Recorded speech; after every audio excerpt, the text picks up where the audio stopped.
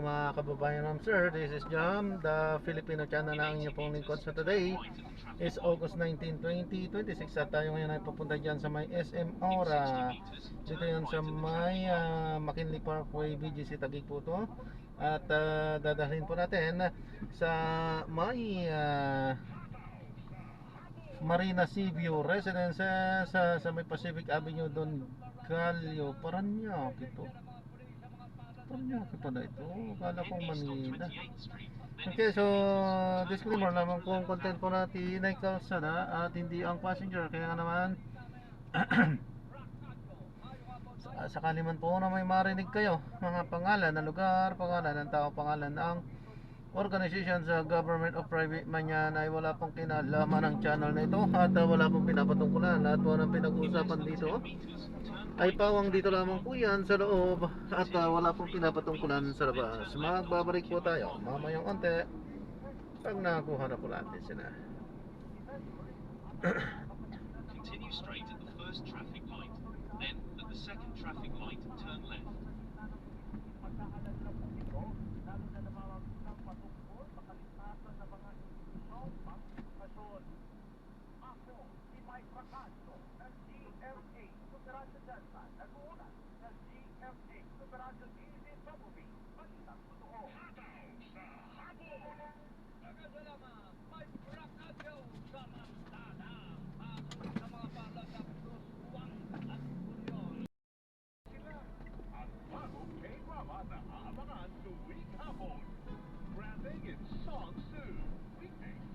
Arriving in 48 minutes at 3:04 p.m. This route is toll-free. Turn right onto McKinley Parkway.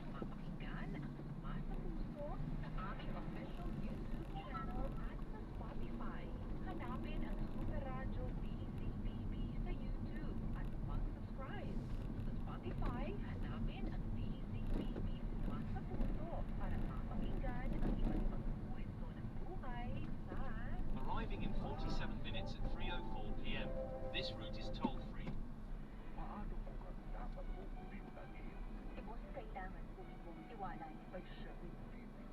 In 100 meters, make a left U-turn at the traffic light.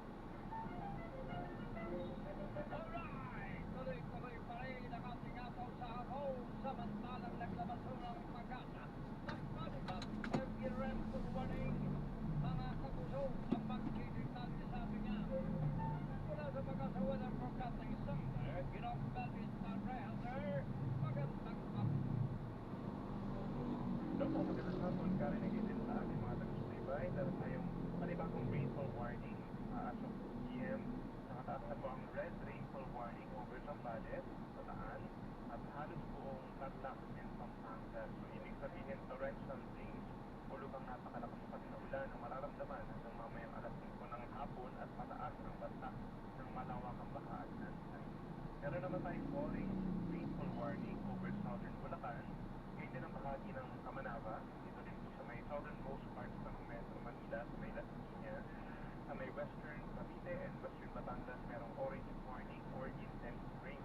Ibig sabihin, napakalakas na ulan for the next 3 hours at meron din banta ng baha at landslide. Habang meron namang yellow rainfall warning sa may eastern side ng Tarlac, Pampanga, west of Bulacan, meron tayong yellow rainfall warning. Dito rin po sa kanlurang parte ng Rizal. Nandito ng bahagi ng Metro Manila, meron pa tayong yellow rainfall warning.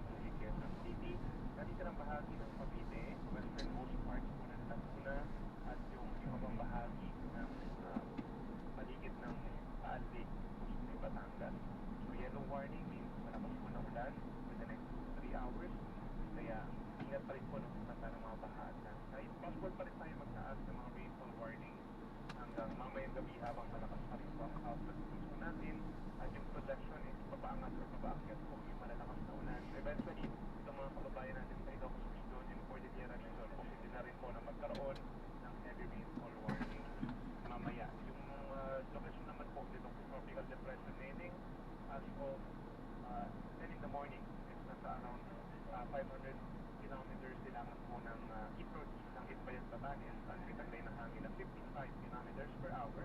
Yung projection pa rin natin is that ito ay patungo ng northern Taiwan tomorrow morning or afternoon at hindi naman magla-landfall sa bansa. Subalit, ito ay mananatili pa rin within the next 24 hours sa ating area of responsibility at hindi pa rin maghahatang po ng problem. Yan muna, latest yung yes po. Pagkakapin siyam na araw na ngayon ako nagkakamali kung tuloy-tuloy na ulan. So, possible na umabot po na siyang buwan. Yes, hindi po malabo. Kung i-consider natin ay may ulan everyday, not necessarily naman po na malakas everyday. Pero kapag may ulan tayo may sila everyday, then yes, possible po yung mangyari dahil magpapatuloy pa rin po yung isang nakabagal. Alright, that's all. Continue on McKinley Parkway for 3 kilometers. Okay, kinamdanan pareha po ulit ang napakita. Joe, narinig ko yung tanong ko. Posible nga raw kung tuloy-tuloy ito umabot pa na isang buwan. Ay 19 day na po ngayong araw ito kung di ako nagsasabi. Left part na lang ano kay Joe. Itinangking sa mga bangkot itong paaralan lang ang kampang kontra karahasang tumutok sa balitang yan. Gazelle, go. Inilinawanan ng Department of Education o DepEd na hindi lamang sa mga pampublikong paaralan siya nagawa ng pamalaan ng kampanya kontra sa harap ito ng naganap na insidente ng pamamaril sa Ateneo de Zamboanga University na ikinamatay ng dalawang mag-aaral sa hapon umaga. Sinabi ni Education Secretary Danny Angara maging sa mga pribadong paaralan na ipitilang tinutulak ang pagkakaroon ng safe o safety security measures. Katunayan na sa niya inagawa sana ng active shooter drill na naturang paaralan sa unang araw ng Setyembre. Balit na unahan nito ng nasabing insidente. Hindi na lang ito problema din niya ng nasabing paaralan at sa mga kabataang lagos ng mga komunidad at ng bansa. Mahalaga na niya ngayon na makikisa ang mga komunidad at maipatupad ang maayos sa mga intervention. Nagpaparaling, kinakailangan na niya ang bayanihan na pagkilos sa mga ganitong Continue straight at this traffic light. Ako ay damnin sa ng Kibit Palas at dito daw kundi ipalitang ko. Thank you very much. Ang nalse, Senate Impeachment Court Presiding Officer Francis Escobar. Itinangking inihikayat niya ang mga senator dyan na i-convict si Vice President Sara Duterte. Pero ito kanilang pag-travel. Go. Maring itinanggi ni Senate Impeachment Court Presiding Officer Senator Luis Escudero ang isang online article na hinihikayat daw niyang bumoto para sa pag-convict kay Vice President Sara Duterte sa impeachment cases ni Senator Lore Legarda, ang nakatulong na si Senator Jimmy Estrada at ang magkapatid niya, Senator Mark Villar at David Villar. Ang si Atty. Reginald Tocol, Congressman sa Supreme Court, ang tinanong niya si Escudero tungkol sa balita na tawag ko at sinabihan siya na bakit may tinatanong samantalang alam naman na walang ganun at sa pagkakilala. Continue straight at this traffic light. Pero hindi nito gagawin ang ganung pag-hikayat para bumoto pumuro o laban kay Vice President Duterte. Para rin kay Tocol, preposterous o kalokohan na maghikayat kayo ng boto laban kay Vice President Duterte at hindi yung gagawin ng isang matinong politician dahil masyado pang maaga dahil hindi pa nga nangangalahati sa pag-ibigis sa pangalawa sa 4 articles of impeachment laban sa Vice President. Kung meron ang pinagkakabalahan naman si Escudero, hindi ito pag-politika, hindi mga gawain para sa impeachment trial bilang presiding officer.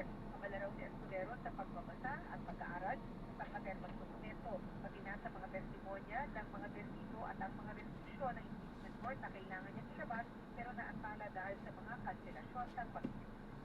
Ako si Sarah Rodriguez, Super Radio, DWD, Balitang Totoo. Thank you very much. Nimpa Ravelo, sapat na supply ng gamot ngayong tagulang. Tiniyak ng Department of Health.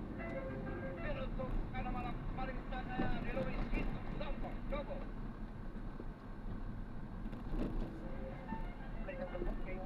Continue straight at this traffic light. Para sa posibleng pagdaan sa mga kaso ng leptospirosis, tulad ng malawakang pagmaha at hindi rin nakakakulang ka na ng habagat.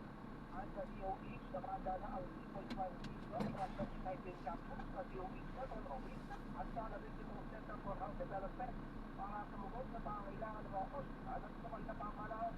Kaugnay naman ito ay sinibigos sa logistics na nananatiling operational at ang supply sa mga pasilibot nito masakataas na rin sa food masalit ng mga apektado sa entertainment. Samantala, katulang naman ang kagawaran sa Snow Balance Program ang mga DOT na apitan at ang pinahawak na yan sa inheritance package para sa mga malalang kaso ng leptospirosis para sa isinakang mga million at respect hospital. Alam mo ba mga matipindi, pagkaganito, yung ano leptospirosis, ano mo ba? Alipunga, di ba? Sipon, yan pangkaraniwan, lagna, di ba? Sinan, yan ang mga pangkaraniwang sakit. Ano? Nakakanyang-karan niya. Pero ginamata nila dito, leptospirosis. Marami sumusong sa baha. Continue straight at this traffic light. Kaya may leptospirosis dahil sa baha. Pagka ikaw kasi may open wound, meron ka bukas na sugat sa paa mo, eh huwag ka lulusong ng baha at magpapad mo. Tama? Tama po kayo, Marami. Pagkat pag may open wound, yun, napakalaki ang possibility na pumasok ang virus at mapitip. Ako, sirikito sa ako sa GMA. Taradyo, double three. Nakita ko siguro. Hataw sa habon! Thank you very much. Luisito Sama. Samantalang Doc si Cyclin. Cycline. Ano man? Ha? Cyclin. Doc Cyclin. Ipamimigay sa mga health doctors, mga district hospital sa Maynila. Kung sa ano at anong ginagamit niya. Pakinggan natin ito. Report kay Maripaga Kobo. Karin, yan ay pinag-uusapan ninyo ng pagkit ng leptospirosis. Yan ang ginagamit na pagtugon. Alam, ito, orange rainbow warning.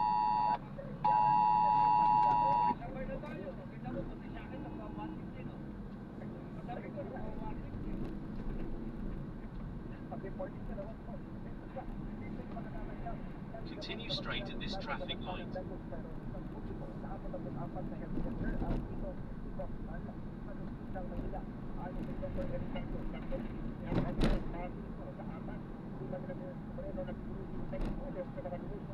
Continue straight at the first traffic light. Then, at the second traffic light, turn left. Nagtatrabaho sa Maynila. Payo naman ng Manila Health Department sa publiko, manatili na lamang muna sa mga bahay o hospital sa lugar na yung tuloy-tuloy ang mga paklan at karagin namin ng bulang ito'y bilang mamanagaling hindi lang nagpagsusok sa mga ang hindi mapagsunan ng sakit sa ito. Kasama na dyan yung mga paglilinis sa mga bahay nilang sila na bagaman wala ng lupa o wala ng tubig at baha ay maputik naman kung pinasok ng putik galing sa baha. Maaari kasi yung putik na yun ay apektado ng virus o ng dumi at nagdudulot ng leptospirosis kung kaya kung sila ay hindi lamang may sugat sa paa o hindi kung kaya may problema rin halimbawa at nalilis mga kamay at sila ay hinihikayat na basta huwag dadampot o hawak sa mga putik at kung magagawa man ang ganong sitwasyon agad maghugas, maglinis sa maayos ng kailang mga paagis at mga patayang prato at kung sakali ay agad nang magpunta sa mga health center para makakuha ng kinakailangan ng gamot. Ito'y tinatawag na doxycycline na magsisiping prophylactic para iwas sakit at kung may sakit naman na ay pumunta sa pinakamalapit ng patamunan sila Bigay District Hospital para agad na makakonsulta, mapuli ng maayos at mabigyan ng tamang medikasyon. Sabi na ngayong pag-inom ng gamot na yan laban sa leptospirosis. Ako si Manny Vargas ng GMA sa radyo DWD Balikan ito. Hataw sa habon! Alam nyo lang, ang gagawin nyo, iwasan nyo yung mga putik-putik na yan na iniwan pa. Wala, yung pala'y delikado. Wag po kayong pakampante. Palibig pang bomba ng tubig sa hose, yun na lang, bomba na rin ng tubig. Hindi kayo maglagay kayo sa balde, ibuhos na lamang ninyo. And without po, ako po si Carne Santa Cruz ay nag-aanyaya mamayang hapon, 5:30 to 6:30. Big time balita! Samahan nyo ako doon, ho? Kasama natin si Wendell. Of course, ako naman po si Carne Santa Cruz na nag-iwalay sa magandang hapon pero nag-aanyaya. Huwag niyong ililimutan Batang Radyo, magkatasan nyo na po ang SOS, Servicio del PAM, panguna ni Captain San Gabriel. Mga kapuso, dito sa DCWB walang kinikilingan, walang pinoprotekta. Naungnat kayo, Servicio Dr. O. Hataw sa hapon! GMA Super Radio DCWB Balitang Tama, Balitang Totoo!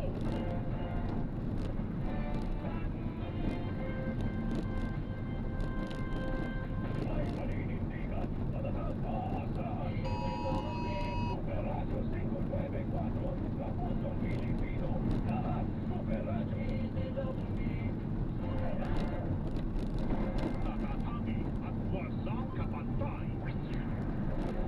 CMA Radio pa rin ang number 1 ng July. Ayon sa ACB Nielsen Media Research, number 1 sa AM station ang Super Radio DCWB 594 na nakakuha ng 55.3% audience share. Number 1 sa FM station ang Barangay MS 97.1 na nakakuha ng 48.7% audience share. Sa bawat pagsubok ng nagpapay, tayo'y magkaagapay, mga kapuso at kabarangay. Maraming salamat sa inyong patuloy na pagtitiwala. Sumarado, DCWB at Barangay 97.1. GMA Radio, solid number 1.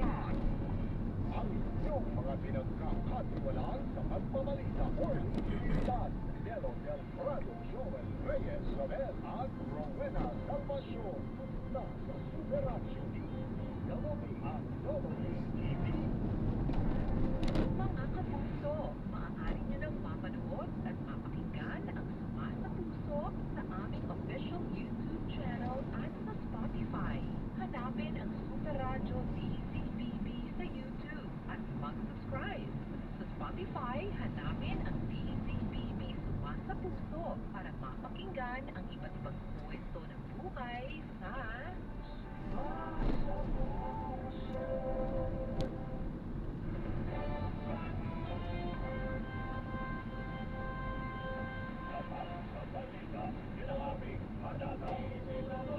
Super Radio 594, lagi nag-aaleko, servisyo, totoo. Kapuso nyo sa radyo. Walang hinihilingan, walang pinoprotektahan, serbisyong totoo lamang. Walang Continue 400 meters, then turn left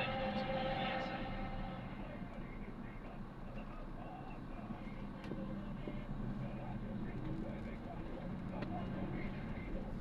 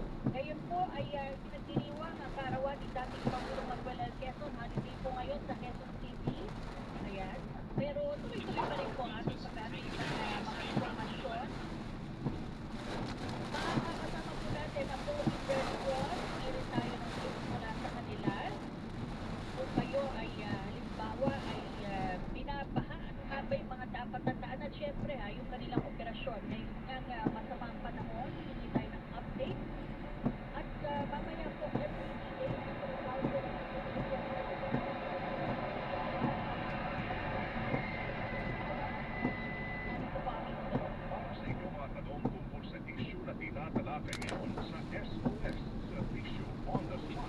Text sa 0917-594-5941. 0917-594-5941. Kapuso, kami rin po ay naka-live sa Facebook. Pwede rin po kayong magpadala ng inyong tanong sa aming live stream. Tumungo lamang sa aming Facebook page, Super Radyo TV, 594 kHz. At mag-iwan ng tanong sa comment section ng aming Facebook Live. Kasama po natin ang chairman ng Philippine Red Cross, Ginoong Richard Gordon. Magandang hapon po sa inyo, chairman. Hello, Kathy. How are you? Mabuti naman po. Kamusta po kayo dyan? At unang-una, saludo po sa mga volunteer ng Philippine Red Cross sa inyong walang sawang pagtutulong po sa mga kailangan ng mga We have over 1,200 volunteers on the field right now. Last time, all over several provinces, several towns, Tarangay. Nagkata po ng rescue and relief operations itong mga nakaraang linggo ang Philippine Red Cross. Sunod-sunod po yung aming naranasan at sa mga panahon. Hindi lang po kami ng update tungkol po sa inyong operasyon, Chairman. Well, we have in action mga anim na rubber boats, rescue boats, at saka anim na cruise. Papalit-palit lang yan. In action sila sa Taos Police, bubog doon. Marami silang relief doon. Dito sa ibang lugar, sa Agua, at Cavite, marami sa mga ulang tayo sa maraming mahal na lugar. Kamakita, sa Usil, sa Limon, Kanya, and then sa Pampanga, malapit sa Manila Bay. Dahil mga tibig doon, nakaparado at pumapasok ang tubig sa mga kabayanan, at sila sa mga bebe, mga lugar na yan, palaging baha dyan. Kahit na hindi umulan baha, pero pag umulan sa pagkaon na sa Bacolod, halimbawa, no? Lahat ng mga evacuation centers pinupunta ng Red Cross, pero dadala tayo ng food trucks para makakain ng mga tao, dala ng mga worm namin in the emergency response sa Pasig, pero dala yung mga volunteers doon. Kaya meron tayo tatlong ganit na 6.6 grams, pagka nakakakuha sa rubber boat, dadala sa 6.6 grams, dadala sa evacuation center ng iwa, ibang tingin sila sa mga kamag-anak. At meron tayong iba pang water tanker, basta walang tulong sa evacuation center, dito pa sa 6 tayo. So, pag-tulong yan, para sa slow down moment, nagtutulong tayo ng hiking sa mga evacuation center at blood pressure tayo. Hindi na naman ng blood pressure. Kung nakita pataas, magkaroon sa mga doktor natin yan at binibigyan yan ng gamot para sa blood pressure. At iba pa. At meron tayong bibigyan na doxycycline. Ano yung mga nakababad sa ako, ginagawa ng kompante ng mga tao. Kung matagal kayo dyan sa mga baha, delikado yan.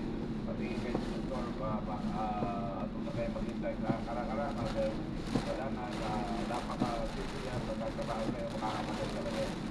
Chairman, kung matagal pa kayo sa pag-asa nito sa sama ng panahon, sinasabi na sa end of August pa hanggang September ay mararanasan pa rin natin yung mga malalakas na ulan na rin doon ng habagat. Kakayanin pa po ba ng Philippine Red Cross ang patuloy ninyong paghahatid ng rescue and relief operation? So definitely, talagang naghanda tayo dyan. Lumaki ang record dati, dugulang kami. Ngayon, meron kami disaster management services. Natutukan na sa mga earthquakes, sa mga bagyo. Kita nyo, all over the country, meron ginagawa ang Red Cross. Sa Bayan ng Volcano, tutulong natin maganda ang mga tao doon. Dahil nasa mga problema ngayon. Sa Caldoon, Volcano na nandun tayo. Sa mga lugar ng Bulacan, Aguna, Batangas, sa Luzon, ang Campeche, nandun ang mga tao natin, tumutulong sa mga nalalang. Mga payloader natin, nagtatabi ng mga maraming kalit. May front-end loader doon para may tabi yung mga kalat para makapasok ang tao. At kakayanin, sapagkat yan ang pakay namin. Kikita nyo, yan o, nasa Bulacan yan. Baha-baha palagi dyan. Yan, tatlong pagkain kinuha dyan. Rubber boat, aluminium boat. Kumuha pa kami ng nagre-renta kami ng maliliit na boat. At yan sa mga lugar na yan, isang taon ng baha dyan. Nakakawa yung mga tao dyan. Kasi Opo.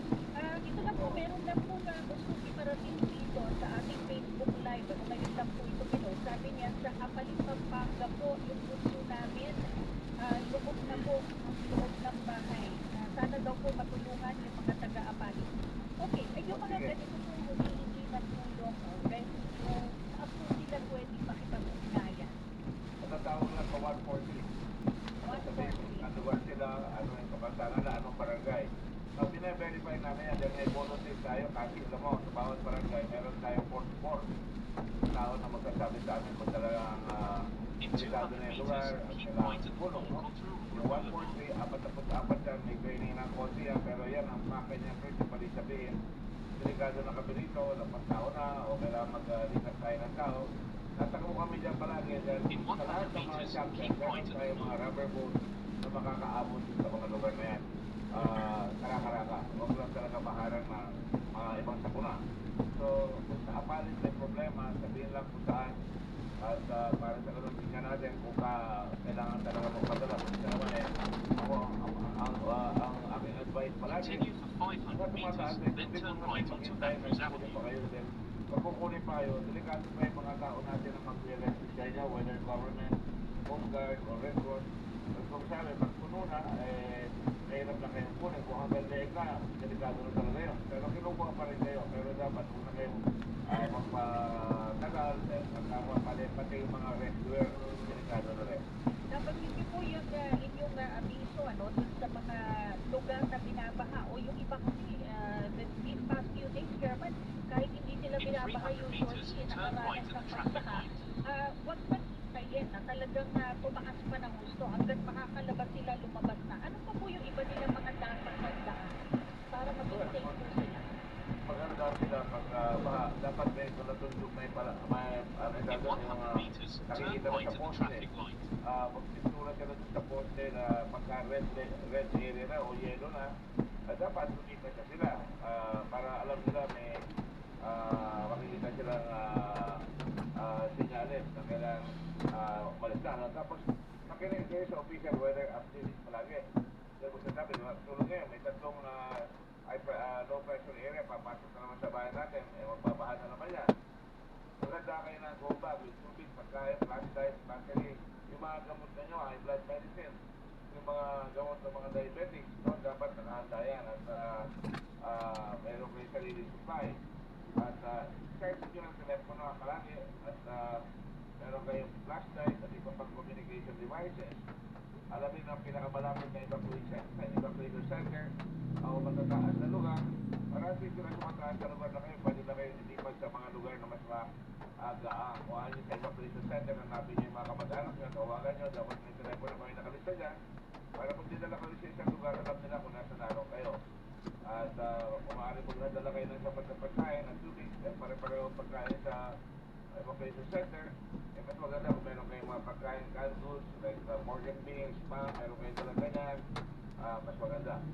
Kung nasa flat prone o landslide, yan ang pinakadelikado, yung landslide prone area, huwag na kayo magkapagsapalaran. Isang bagsak ng lupa, marami na ako nakita niya, marami na ako nasubukan yan, ako mismo nasa landslide mismo. Eh talagang mahirap na kayong hilahin pag na-landslide kayo, lalo na pag nasa bundok, ang hirap amutin yan, kailangan umalis na kayo kaagad. Lalo na po, itong mga nakaraan na, nag-uulan baka lumuwag na po, saturated na po yung lupa, Chairman, Oo, yun namamagana yung lupa niyan. Konting galaw, amutin pa tayo ng earthquake, ako, delikado yan. Lalo delikado, kaya dapat, nandun kayo, Continue for 1 kilometer, then turn left onto Robson's Boulevard.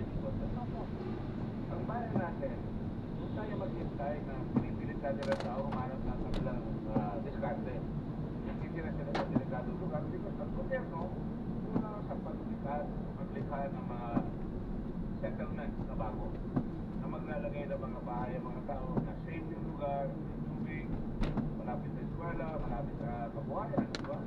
Kaya nangyayari, kabilang dalampasigan. So pag tumama ang bagyo, gali sila. Pag tumama ang storm surge, kasunod ng hayan, marami namatay doon, marami na ubos sa bahay doon. Yung mga nasa dalampasigan ng ilog, maraming nalubog na bahay, sinangay, marami namatay doon. Kaya kailangan ang gobyerno tinatawag yung dapat nakahanda ang DRMO at saka yung Department of Housing na maghahanap tayo sa bawat lugar, pati local government, na mga lugar na mapapaglalagyan ng bahay, hindi yung ililipat nyo lang kahit babalik ulit. Dapat, meron pa tayo mga loteng malalaki. Katulad ng araw, di ba? Bata ako, meron Project 1, Project 2, Project 3, Continue straight at the first traffic light. Then, at the second traffic light, turn unahan na left. tayo. Ngayon, kanya-kanya diskarte na. Kaya, makikita mo kung saan, nasa drainage. At ilan ang mga batang namatay sa tabi ng mga dalampasigan. Ang dami, naliligo pa yung mga bata, umulan, lakas-lakas ng ilog, 4 na bata yung namatay sa Bulacan na tayo, di ba? Opo, inaanod po sila. O, ang sinasabi ko, bakit kayo gagasan? Alam mo ba na pagawang bahay ng Red Cross? Kung wala na umupo ako dyan, 186,000 na bahay ang nagawa namin. No? Pero yan, wala kami lupa na paglalagyan. Tinitirahan lang nila, kakayuli namin, wala sirahan sila, halimbawa sa mga lugar na malalayo, dinadala na namin kagad ang yero para maitayo yung bahay kagad. Pero mali pa rin yun sa akin. Dahil kailangan makalipat sila sa safe place na hindi na sila delikado sa landslide, hindi na sila delikado sa baha, at makakapagana po siya para nakakalooban nila na hindi na sila susunduin pa at akakutin. Dapat kung ang gobyerno, alis ko, nangandahan tayo sa bawat bahay, yung mga local government, magpagawa na, either mataas ang bahay kung walang lupa, o mga condo unit na tenement housing na. Kaya maganda po yan dahil nakita niyo In po 200 both sides meters, eh. Dati turn po left at the traffic light. magbabasag, ngayon po nasa pribadong sektor. Pero in terms of disaster preparedness, In 100 meters, malaki na turn po ba left at the in-improve traffic natin? light. Pero improvement para dito sa because una, dati, quiz, sino ang number 1 sa disaster sa buong mundo? Abay, syempre, tayo. Tayo na number 1. Kaya kailangan, punan natin yun. Pati eskwela natin, nagigiba ka agad, di ba? So dapat, tinitingnan natin yung pang-malawakan at pang-malayuan at pang-matibay na paglalagyan. Di ba? Yung mga, ito matagal ko na sinabi nung kaya, yung mga tao gusto sa dalampasigan dahil yung bangka nila na doon. Hindi mo masisip, di ba? Pero halimbawa, kuha ka ng lupa sa isang lugar na pwede lahat yung mga mangingisda doon. Magbabantay doon sa dalampasigan sa mga boat nila, wala nakatira sa playa. Tapos meron tayong tulong-tulong na iba na dadalhin sila umaga-umaga doon sa kanilang bangka at may nagbabantay sa gabi. So, safe sila, di ba? Pero ginagawa sa isang bansa, may mga marina, yung mga mangingisda, nakaparada sa isang pier, at nakatira sila sa ibang lugar, at pupunta na lang sila pag mangingisda sila. Pero pagka wala yan, pag sinamaan sila katulad ng hayang, ang daming namatay, at dami natin pagbobola sa tao. Sinasabi natin, build better, bawal lang tumira dito sa dalampasigan. Pero ganun pa rin ang nangyari, nasa dalampasigan pa rin. Okay, balikan po natin yung tips. Ano naman po yung mga dapat tandaan kung sakali pong sila ay bumibiyahe at nasa sasakyan. Ako, ang dami ko po nakitang video, Chairman, yung mga sasakyan na sumubod pa rin sa baha. Ayan, na-stuck po sila sa gitna. Ano po yung mga dapat nilang tandaan? Ang lalabas na ng dalawa, kung nakituhoy doon, kahit nalapas doon eh. Hindi mo alam, baka biglang babaksak ng daan, di ba? Ang una sila tumuloy. Kumarang sila ng paparadaan, huwag sa highway. Dahil katulad ito, isang araw, isang oras na lahat ako, ang lapit lang ng bago sa Red Cross. Isang oras na lahat ako bago nakarating. Dahil hindi gumagalaw, yung EDSA, dahil baha sa Quezon City. Kaya, yun, huwag na kayong pupunta roon. At saka, baha kayo, lalo na sa malalim, mahirap po kanyang pito. Nagtubig, hanggang doon sa pintana ng konti. Sa laylayan ng pintana, mahirap po kanya, malulunod kayo dyan. At mahirap kayo rescue. Tumabi na lang tayo, tawagan niyo yung pamilya nyo, pa-rescue nyo.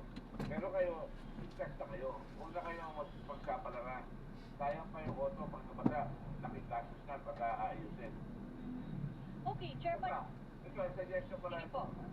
Uy, nag-mayor rin. Hindi naman ako sinisino ko mayor. Marami rin tayong ginawa ng araw. Naturo ko sa traffic. Tapos neto ang Metro Manila. Gusto ka makapag-meeting sa kanila. Dapat ang may-meeting kami yan eh. Hindi kami nag-meeting eh. Pero dapat, halimbawa, yung fast lane, yung pang-bus lang, di ba?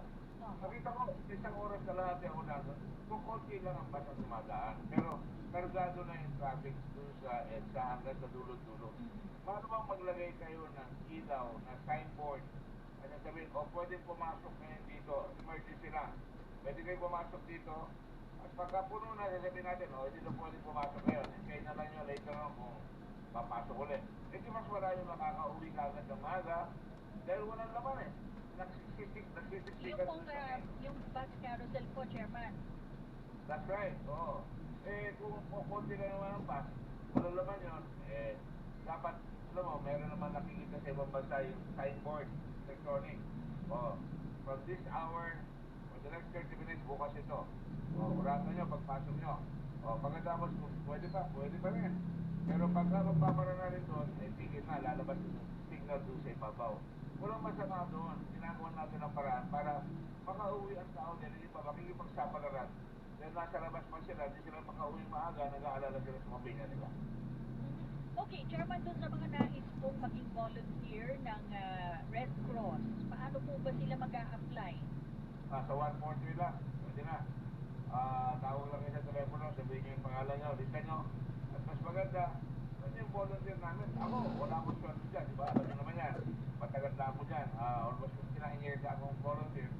Pero sabihin sa inyo, may bago akong program na state card. Ako doon. Pag member kayo doon, 1,200, bali 100 naman lang yun. Pero kukunin kayo ng ambulansya kahit na kailan kung ma-accidente kayo. Meron kayong dugo kagad. Meron kayong 200 pesos a day habang nasa hospital kayo for 2 months. At meron kayong 300,000 pesos kung ano mayari kung mamatay kayo. Yun yung madali lang yan, di ba? Kahit na ayaw nyo yun, pwede rin kayo mag-member. Pwede kayo sumali doon sa 143. Kung nandun kayo, lalagay namin yung pangalan nyo, pwede kayong tawagan. Doon, di ba? Pag nagkaroon kayo ng first aid training sa Red Cross, bibigyan kayo ng card sa first aider na pagka may disaster, pwede kayo tawagin, pumunta kayo dito, darating ang Red Cross, bibigyan kayo ng first aid kit para i-assign sa isang lugar. Ibawa na natin doon, kasi nandun tayo, gagamot tayo doon, dadali natin yung pindawan tao, pero meron kayong first aid kit, may bandage, may split, lahat, magagawa nyo yan.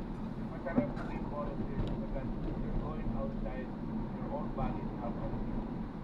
Okay, maraming salamat po sa inyong panahon, Chairman Gordon.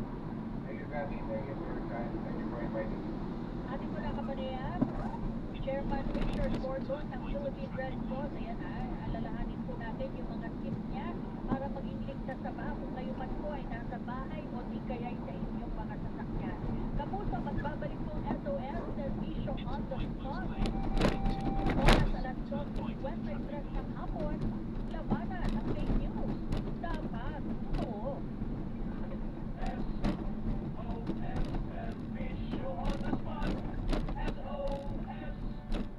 GMA Super Radio DZBB Balitang Totoo. DZBB number 1 sa Mega Manila. Alamin ang mas pinalawak at pinagbuting benepisyo ng PhilHealth. Alagang PhilHealth. Makinig, tumutok sa 30 minutong talakayan na maghatid ng kaalaman para sa lahat ng miyembro ng PhilHealth. Tuwing Huwebes sa ganat na alas 3 hanggang alas 3:30 ng hapon sa programang Servisyo on the Spot. Kasama sina Cathy San Gabriel at Christine May Magno mula sa PhilHealth Corporate Communication Department at mga panauhin. Alagang PhilHealth. Itinanghal sa ika-8 Kawad La Salineta bilang Most Outstanding Digital Radio Station. And your winner is Super Radio DZBB 594. Maraming salamat mga kapuso dahil ang Super Radio DZBB ay number 1 sa inyong puso. Mga puso, para sa inyong active love and support sa first half ng 2026, sinalay pa rin ang may pinakamatlawan at pinakamalinaw na istasyon sa bansa. Television station nationwide. Ayos na inyo, number 1 tayo sa rating sa buong Pilipinas. Habang 26 out of the top 30 programs sa Philippine Icon Shows na online, GMA Network ang number 1 media company in the world sa Tubular Leaderboard with over 7.5 billion video views on Facebook, Instagram, TikTok, and YouTube. Tayo rin ang media network sa bansa na may highest total engagement with over 462 million total engagements sa Facebook, TikTok, at YouTube. Thank you rin sa inyong patuloy na pakikinig sa radyo. Ayon sa Nielsen, number 1 AM station ang Super Radio EZBB at number 1 1 FM station naman ang Barangay LS 97.1. Kaya asahan nyo ang patuloy nating pagbibigay ng exciting at thrilling na mga programa para sa inyo. Ito ang GMA, isa sa puso ng Pilipino. Pinakamainit at pinakasariwang balita ang yati dami sa inyo. Ako naman ang inyong kapuso action man, Emil Sumangit. Ginawaran ng Media Excellence in Radio News Anchoring sa male category sa Laurus Nobilis Media Excellence Awards 2026 ng Lyceum of the Philippines University, Cavite. Emil Sumangit ng Super Balita sa Umaga tuwing Sabado. Maraming salamat mga kapuso!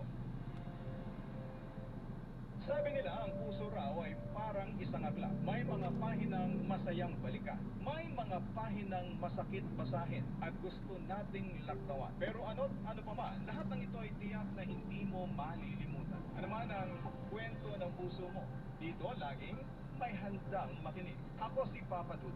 Welcome sa Barangay Love Stories. Simula September 12, Sabado, 4 p.m. sa GMA. Nasa TV na ang Forever. DDWE #1 sa Mega Manila. GMA, Super Radio, DCWD, Balitang Tama, Balitang Totoo. SOSM Fisyo on the spot. Continue for 1 kilometer, then turn right onto Pacific Avenue. Narito po muna ang Double B bagong balita. Red rainfall warning nakataas sa Zambales, Bataan, mga bahagi ng Tarlac, Pampanga at Bulacan. Orange rainfall warning nakataas naman sa Metro Manila at ilang bahagi ng Batangas, Cavite at ilang lugar sa Bulacan. Pangulong Bongbong Marcos nagpatawag ng pulong ngayong hapon sa mga ahensya na tumutugon sa epekto ng masamang panahon.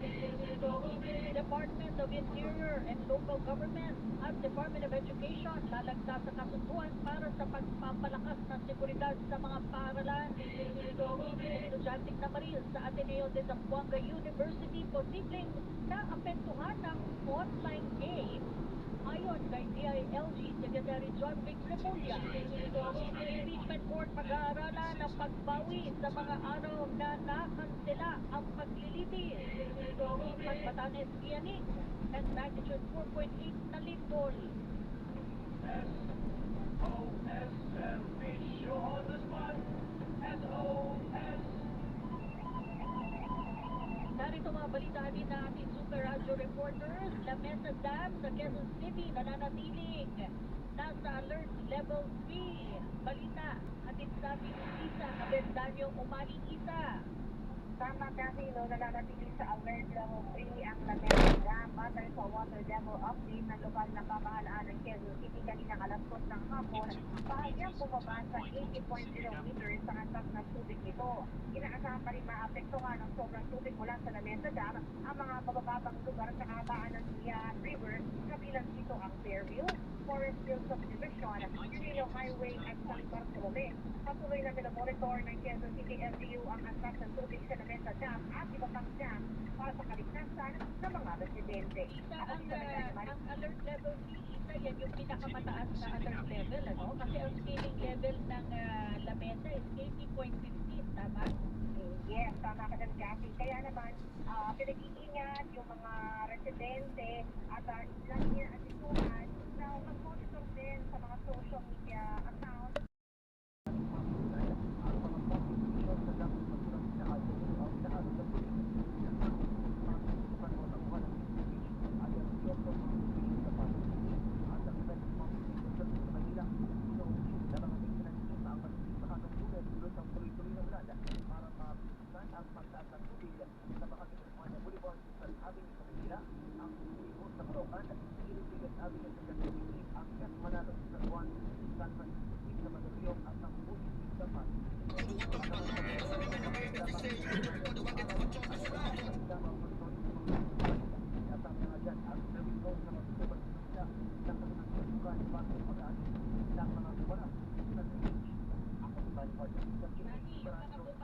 Yung mga bumara dyan, Manny, hulaan ko kung ano, basura. Malaman.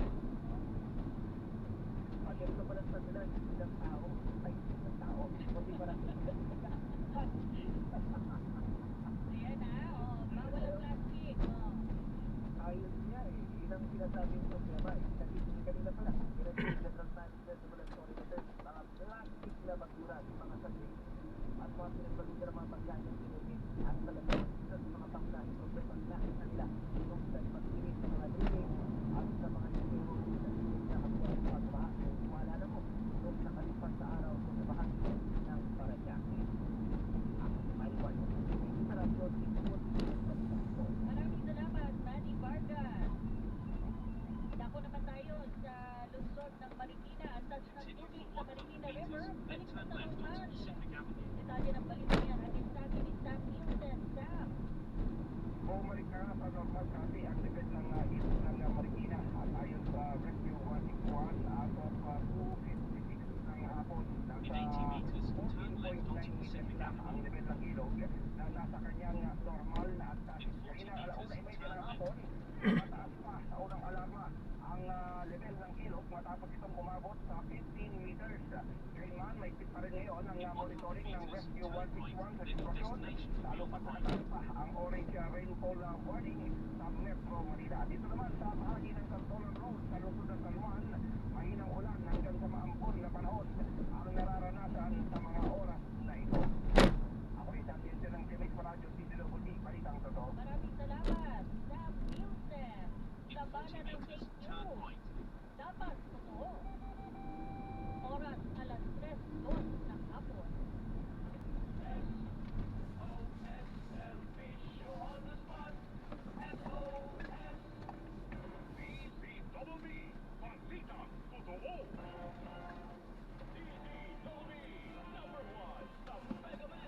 Okay, sir. Thank you.